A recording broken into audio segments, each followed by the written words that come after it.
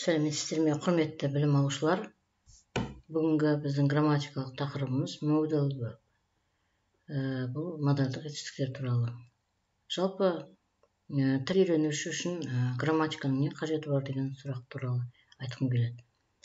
Егер сол тілде, мысалы ағылшын тілінде, егер сіздің ешқандай адамдармен қарым-қатынасыңыз жоқ болса, ағылшын тілінде сөйлесе алатын адамдарыңыз жоқ болатын болса,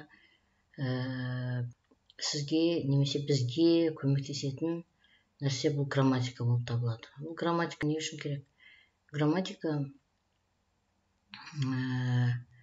әр нәрсені сөйлеген кезде өзінің конструкциясы болады, яғни өзінің қалыбы, формасы болады. Сол формаға салып сөйлеп үйрену қажеттігі үшін керек грамматика.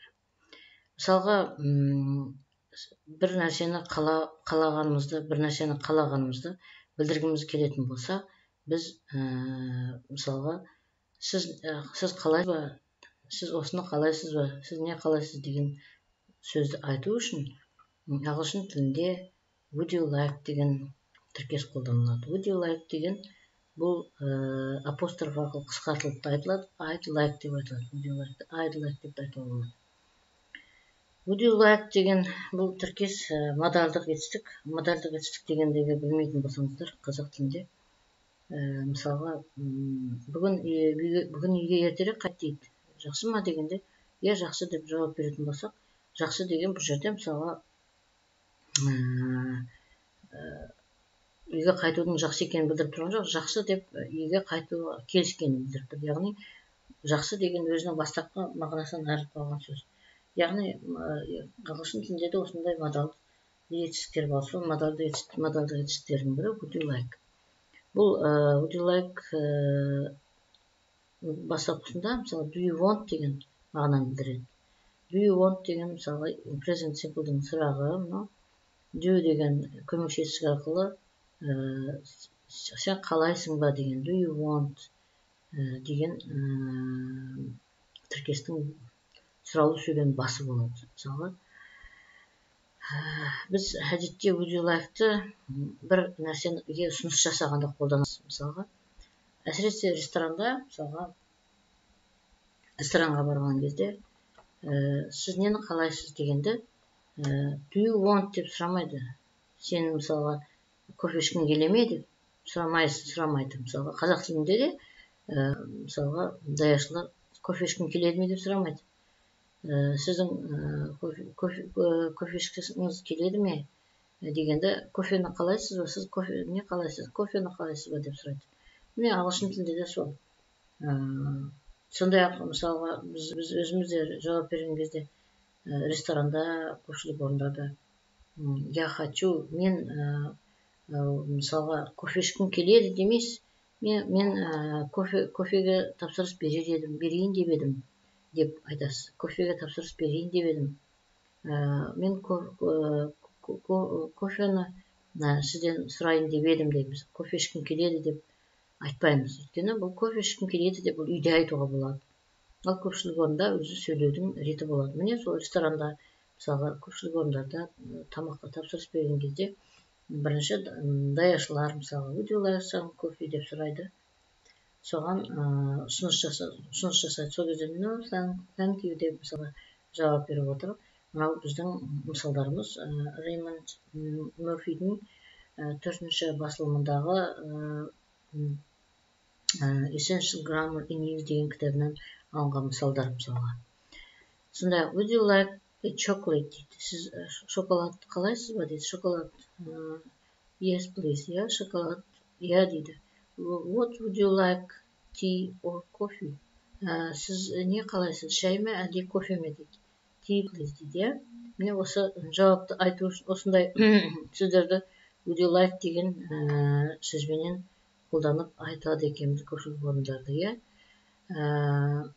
Сондай-ақ would you like-тың біз сондай-ақ біреуді бір жерге шақырған кезде де қолданамыз. Would you like to go for a walk дейді. Сіз серуендеуге қалай қарайсыз дейді. Would you like to eat with us on Sunday? бізбен бірге жексенбі күні тамақтануға қалай қарайсыз деп сұрапты мына жерде. Yes, I'd love to дейді. Иә, мен қуана қабылдаймын дейді. Қуана келсем деген сөзін I'd love деген сондай мағынаны білдіреді.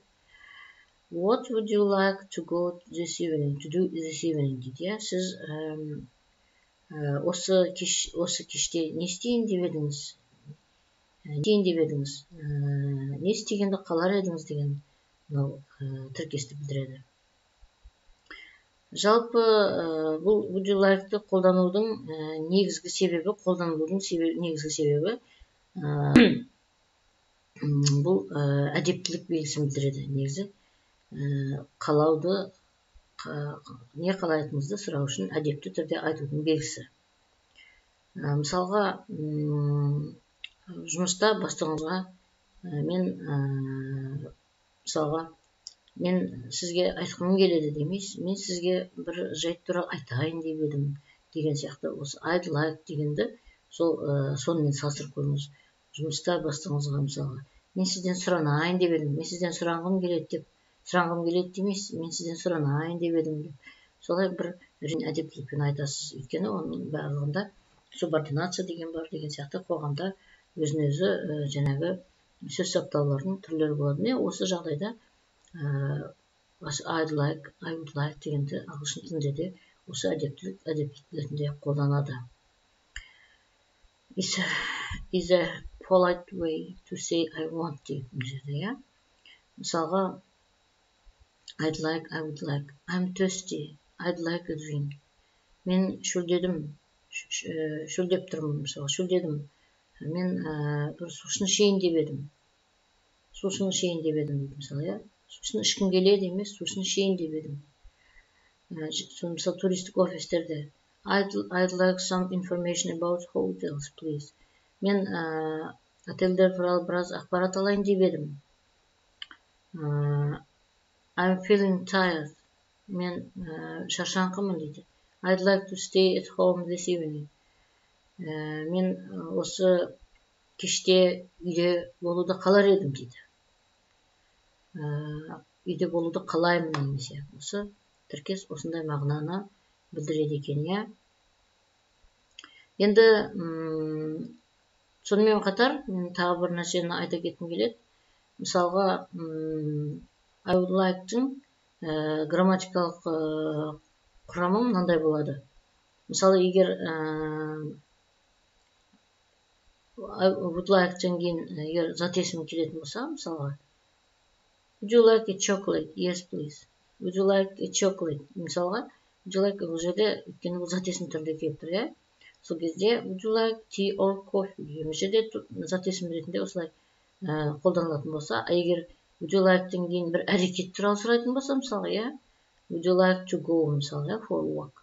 Егер серуендеуге шығу қалайсыз ба дегенде to go, бұл жерде әрекет, бару деген әрекетті білдіретін етістік келетін болса, would you like-тен кейін to міндетті түрде to қолданылады, содан кейін барып етістік айтылады. Would you like to go for a walk? Көрдіңіз ғой? Яғни to қоса айтылады. Бұл would you like-тен кейін келетін етістіктерді мына жерде көрсетіп тұр. Would you like to eat with us on Sunday? Бізбен бірге жексенбі күні тамақтануға қалай қарайсыз дегенді айту үшін to eat мына жерде етістікті әрекетті білдіретін етістік болатын. Етістік бұл әрекетті білдіріп тұр, сол себептен to қолданылып тұр.